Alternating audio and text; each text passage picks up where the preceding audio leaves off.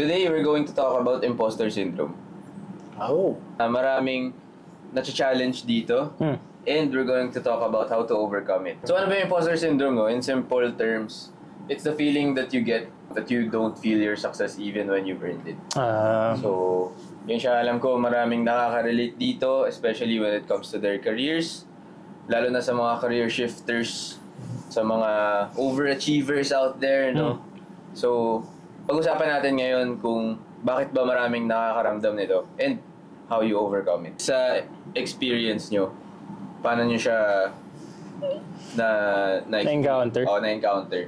I think palaging kapag bago yung trabaho or like you're going into a new job or you're going into like na-promote ka, it's a higher role, palaging may ganun palaging may shocks, hindi ko alam to.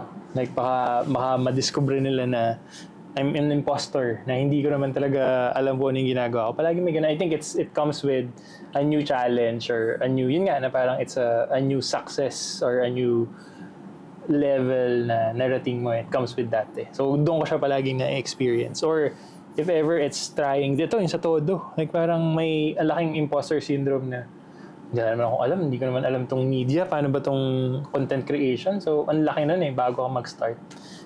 Yun, doon ko siya na-experience.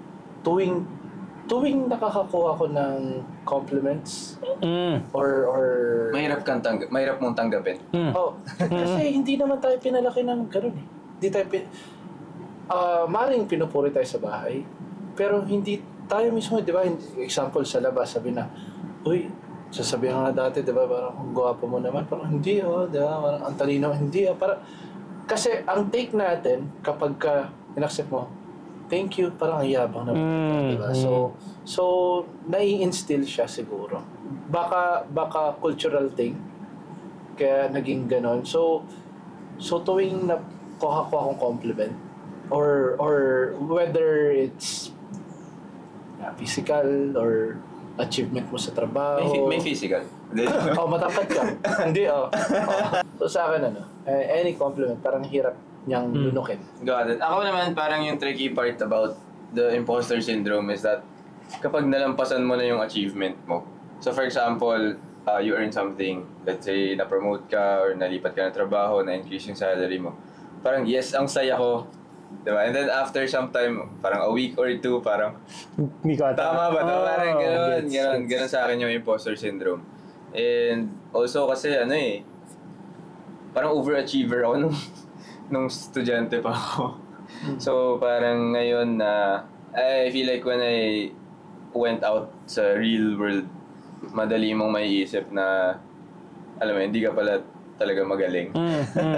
Common yan, lalo na sa mga honor students, their whole lives, di ba? And syempre, occasionally, napupuri ka, di ba? Pero same thing, parang ang hirap niya tanggapin. And parang it creeps up on you. Yun yung mahirap, no? Parang, okay, I'm doing my best naman, pero parang, para sa akin ba talaga to? Tama ba to na nandito ako? Deserve ko ba tong salary grade na to? Yung mga ganon. Napapansin ko siya sa mga kaibigan ko na into how do you even call that? Visual arts, performance arts. Yung mga perfectionist. Pagka sinasabi mo na, uy, ang ganda ng gawa mo. Tapos sila, pagkakatotoong kaibigan, mag-open up naman sa'yo, parang, hindi pa to. Kasi feeling ko, yung sa perfection version nila, perfect version nila nung gawa nila, alam nila na hindi pa ito yung best ko So it's always not going to, alam mo yun, compare to the real thing or like the anime vision nila. May mga ganun nung napapansin din. Alam mo, tama kayo. Lalo na sa field of work natin, sa career natin. 'Di ba sinasabi nila na perfect is the enemy of done. Diba? Sobrang common. Perfection. Sobrang common, di ba? Perfect is the enemy of done. And parang tayo, our whole lives, kapag nagsistrive tayo to do good in school, gusto mo lagi maka-perfect na grade. Diba? Tapos ngayon sa trabaho, sasabihin nila na, okay na muna yan. Diba? Basta may malabas ka. Mas may malabas sa role natin. Lalo sa role natin. Saka na lang. Diba? May oras naman Diba? So parang hanggang ngayon na kahit it's been a while na doing product management, parang hindi ko pa rin shake off ma-shake off or matanggap na parang ito na ba yun? Parang kaya pa. Parang laging may, kaya pa eh. Pero, sa susunod na lang, gano'n. So, Got it. Kasi sa upbringing, na palaging, may perfect. Kasi talaga, kumbaga, quantitative na madaling ma-measure. Tama eh. Sa upbringing talaga na gano'n. kaya alam mo, since we're not supposed to chase perfection, buti na lang, yung sponsor natin ngayon, nagfo-focus sa projects, problems, and cases. Sa real world, you mean? Para makapag-prepare ka sa real world. Thank you MMDC for sponsoring this video. If you're someone looking to pursue a career in tech, look no further than MMDC or Mapua Malayan Digital College. Sobrang flexible ng oras nila. 7.5 hours a week. Merong classes from morning, afternoon, and night. Kaya perfect na perfect sa mga working professionals. Nag-focus sila on projects, problems, and cases nga to prepare you for the real world. Plus, fully online yung classes. So ano pa hinihintay nyo, diba? Check out their website at mmdc.mcl.edu.ph and their socials at Mapua Malayan Digital. Thank you MMDC for sponsoring this video. Jumping off of our next question, parang how do you overcome it? Or ako, guys, 3 years pa lang ako nagtatrabaho. So parang nandun pa rin yung feeling, no? Pero alam ko kayo, ang haba na ng experience nyo when it comes to tech, when it comes to product management. Of course, Harry, sobrang may past life ka na hindi tech, di ba? So I'm sure marami kang experience when it comes to that. So paano nyo na-overcome yung imposter syndrome throughout the years? And alam ko, na-experience nyo pa rin. Hindi naman, parang feel ko it's something na hindi na mawawala. Gusto kong i-objectify yun yung buong imposter syndrome na kailan ba siya nagiging masama? I believe na a healthy amount of imposter syndrome is good for your career. Motivational eh. Yes eh. Kasi at the same time, ano bang masama sa perfection? Ano bang masama kapag you're trying to do great things? Nagiging masama naman siya pagka you're obsessive na siya. At the same time, nakakasama na sa health mo, na-stress ka na, etc. I think a healthy amount of chasing greatness, chasing excellence in whatever you do, and feeling that parang may chip ako sa shoulder ko, imposter pa rin ako, I have to do these things pa, etc. etc. I think okay yun eh. Like parang, ano ba yung ending nun? You'll do great things. But, an unhealthy amount of it, I think doon na nagkakasamaan. If you look at the successful people, yung mga interviews nila, parang it's di ba? It's a common factor na, may imposter syndrome ako. So I think it's okay. Number one, I think it's okay. But at the same time, accept it na, hindi, ganito talaga eh. May ganito talaga yung standards ko, which is good. But at the same time, move past it by, sige, tuloy mo lang, but don't burden yourself too much. How I process it instead of overcoming it. Kasi hindi siya in-overcome. Parang mas pre-process mo lang. Napaka-importante kilalanin mo yung sarili mo. Yung self-awareness, taasan mo. No? Kumbaga, na-heighten mo yung self-awareness mo enough para may guard ka, ma-filter mo yung salitang papasok. Ma-process mo lang maayos. Yes. Maintindihan mo kung kino-compliment ka and kung paano mo siya nire-reciprocate doon sa nagbigay nun eh. Paramdam mo na grateful ka, but humble enough to accept it. Yun nga, ako, nahirapan ako maka-receive ng compliments. Gusto ko yun.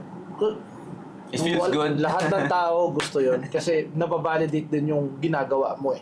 Kung tama ba, okay ba yung ginagawa mo, makakatulong siya eh. Pero, ang hirap niyang prosesuhin ng tama. There was a time in my life na, di ba yung Holy Trinity is Father, Son, Holy Spirit. Parang ako, me, myself, and I. Napagbalat kayo ko yung confidence sa pagiging mayabang. So pag tinasan mo yung self-awareness mo, may iwasan na mga bagay. Parang ganda sa'yo, parang learn to listen and learn to recognize if it's a noise versus a signal. Galing. Ako naman parang feeling ko for me, there's two ways to process it. Kasi parang when you encounter imposter syndrome, parang nararamdaman mo siya either before you do something new or during the thing that you're doing. A great challenge. So, feeling ko, for example, kapag gusto mong maging fit, diba, parang na-intimidate ka eh. So parang gusto ko ba itong gawin? Parang hindi ako para dito. Marathon, hindi ko kaya. Diba? Or fun run, diba? Build like some sort of an echo chamber. Alam ko parang negative yung connotation ng echo chamber. Pero feeling ko like build that environment of encouraging people no? Community. Yung community mo, people that you surround yourself with. That you trust, agree. Oo, na Yeah. hindi kayo judge kahit anong gawin mong bago. No? And then, doon naman sa, kapag na-encounter mo na siya during the thing that you're doing na. Kasi minsan, nandun ka na nga, tapos sasabihin mo na, wait lang, parang hindi pala ako masyadong magaling dito, ganun. Just remember na you wanted it in the first place. Diba? Pinaghirapan mo siya. Diba? You worked hard for it. So, ibig Pinagdasal sabihin mo. nun, deserve mo yung bagay na yun. So, parang hindi siya nangyayari by chance. As in, there was a whole process behind it. Kaya mo siya narating. So, deserve mo yun. Huwag mo i-deprive yung sarili mo sa papuri ng iba. Pero huwag ka rin magpakalunod dun sa papuri nila. Ganda. Yun lang. Tayong tatlo parang nafe-feel pa rin yun, pero we're trying to overcome it as we go along the way. No? So, whatever it is that you do, kung may bago kayong gustong gawin or gusto nyo pang galingan sa mga ginagawa nyo, diba? Just remember, we are rooting for you. Healthy amount of imposter syndrome lang, no? Pero galingan niyo pa rin palagi. Tsaka kahit anong mangyari, may masasabi at masasabi sa ibang tao, gawin mo lang kung ano yung tingin mo para sa'yo, itodo mo. Ganda. Ayos. Ganda.